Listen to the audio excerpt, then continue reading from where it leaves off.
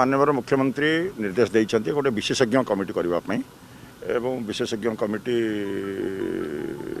निश्चित भाव में हम से विचार करेंगे कौपरी भाव में आमर मूल्यांकन हम आपण मैंने जानते या भितर माननीय सुप्रीम कोर्ट कही सारी सीबीएसई को आईसीएसई को कही सारी 15 दिन भितर तुम कौपरी भाव में मूल्यांकन कर दियो आम विशेषज्ञ कमिटी अवलोकन कर कौन कौन अन्य परफॉर्मेंस कर तेणु से विशेषज्ञ कमिटी जो नीति निर्धारण कर अनुसार निश्चित भाव में मूल्यांकन करवा आशा करवा 15 दिन तो माननीय सुप्रीम कोर्ट देइछन्ति विशेषज्ञ कमिटी तो निश्चित गढ़ाई थे से संपर्क में निष्पत्ति कराब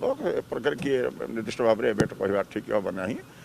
काली माननीय मुख्यमंत्री तो अलरेडी निर्देश दे सारी तेणु विशेषज्ञ कमिटी क्या करने से संपर्क में विभाग तार घटना विचार कर हाँ निश्चित भाव में आम आशा करवा 15 दिन भितर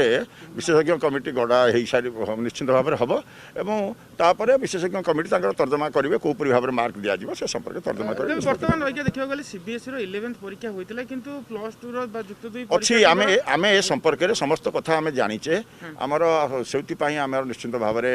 तर्जमा अच्छी से विशेषज्ञ कमिटी गठन करने माननीय मुख्यमंत्री निर्देश देते से विशेषज्ञ कमिटी समस्त कथा को विचार कर जेहेतु आम पाखे ना